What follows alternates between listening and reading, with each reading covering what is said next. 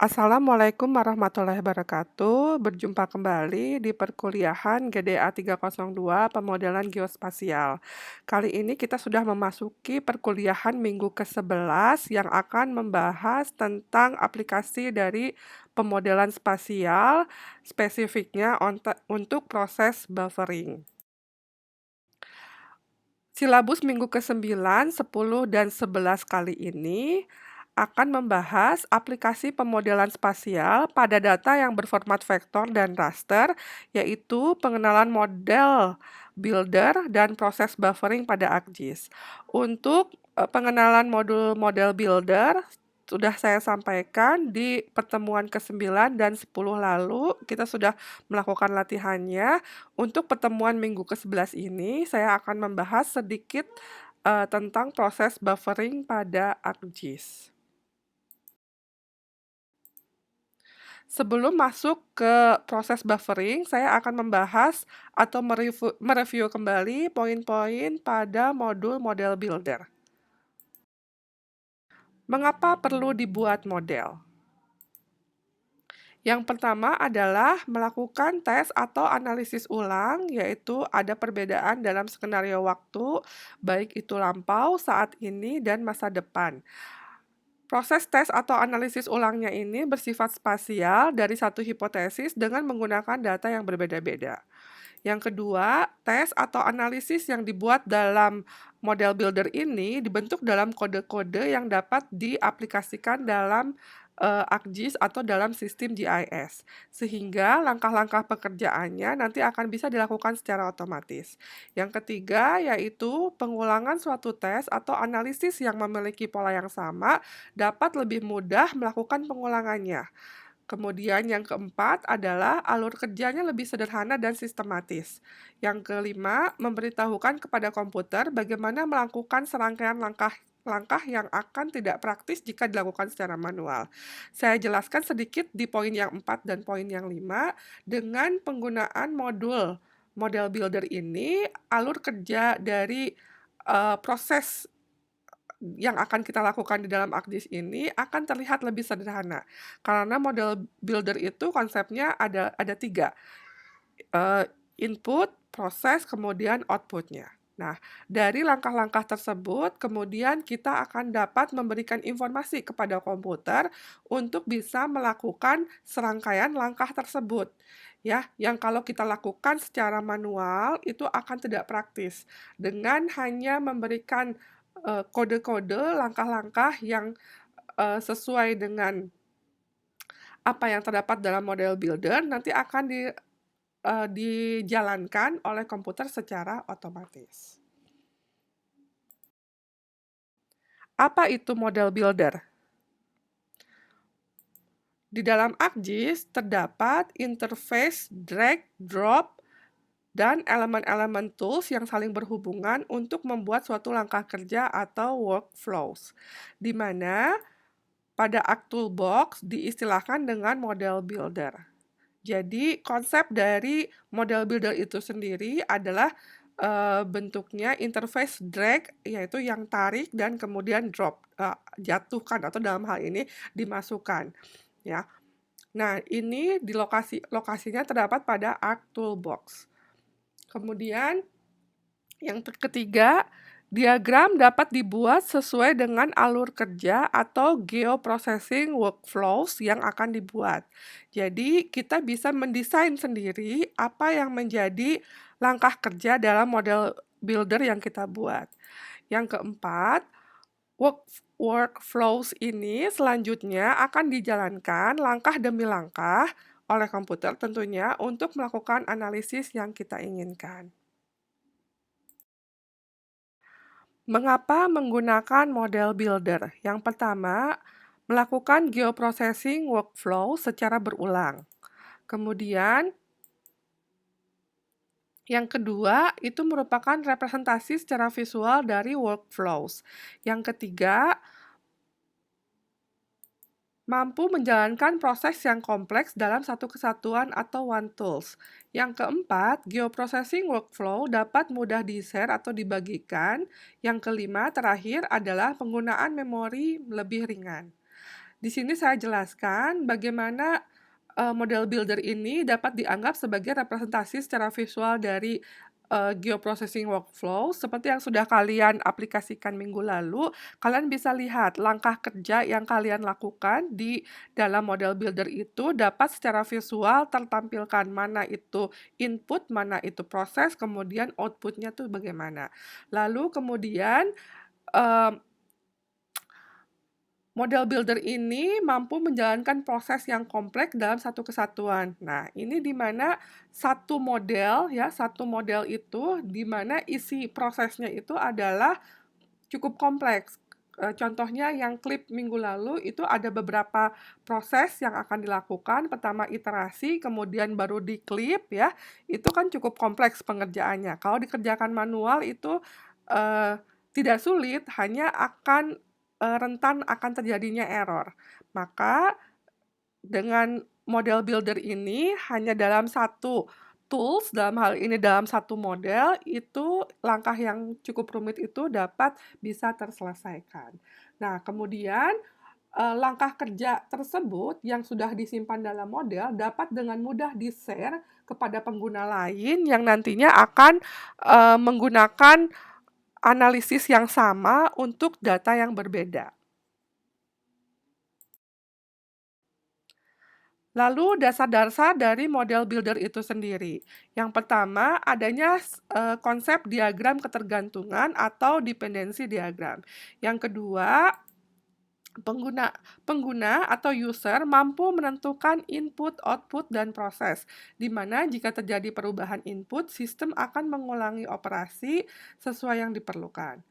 Lalu yang ketiga, model builder ini memiliki 3 jenis elemen utama. Yang pertama adalah input atau masukan, yang kedua adalah geoprocessing operasinya, yang ketiga adalah output atau keluarannya. Dan yang terakhir, output dari suatu operasi dapat digunakan sebagai masukan yang lainnya. Di sini saya jelaskan terkait dengan yang poin nomor 2, di mana kita sebagai user akan bisa menentukan inputnya itu mau seperti apa, prosesnya bagaimana, lalu output yang akan dikeluarkannya pun apa, itu bisa kita desain dalam model builder ini.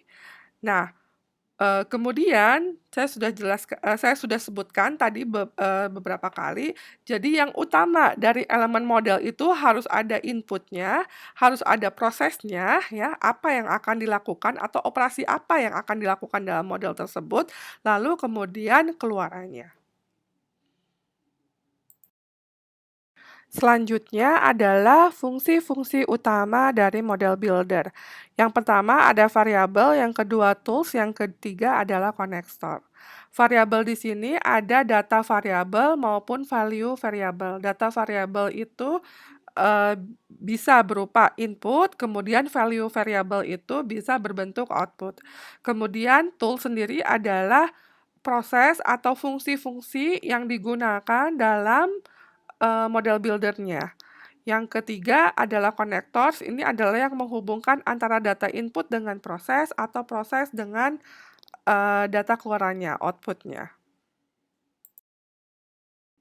Cara kerja dari model builder itu sendiri adalah di sini kita bisa lihat yang pertama, tarik layar yang akan digunakan pada model. Jadi kita buat dulu layar atau box dari modelnya. Yang kedua, kemudian tarik tools atau fungsi yang akan digunakan pada model.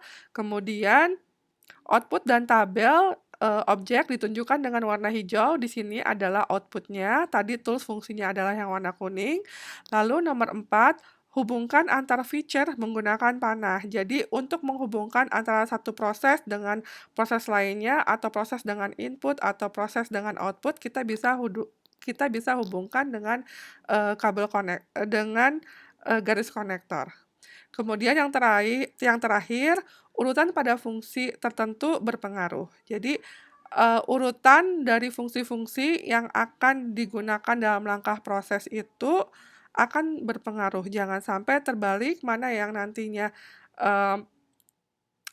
harus menjadi keluaran, proses yang jadi keluaran digunakan sebagai input untuk proses masukannya. Ini harus sangat hati-hati.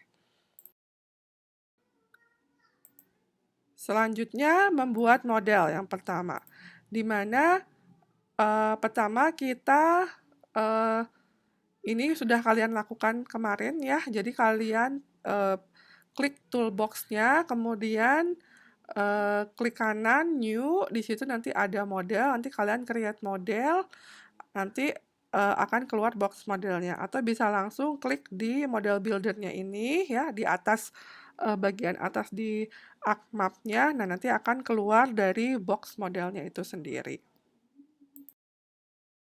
Kemudian membuat model 2, di sini model builder itu sendiri terdapat dalam Arc Toolbox ya. Ada beberapa macam icon di Arc Toolbox itu, ada toolset, lalu ada tools, ada script, ada model itu sendiri.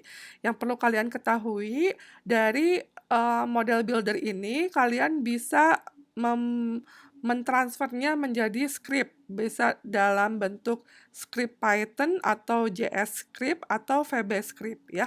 Di sini jadi untuk tingkat advance ya. Jadi kalau model builder itu kan visualnya. Nah, kalian kalau ingin melihat bagaimana bentuk scriptnya atau bentuk kode dalam bentuk codingnya ya, dalam bahasa-bahasa tertentu, ini kalian bisa transfer menjadi bahasa-bahasa, contohnya di sini adalah Python.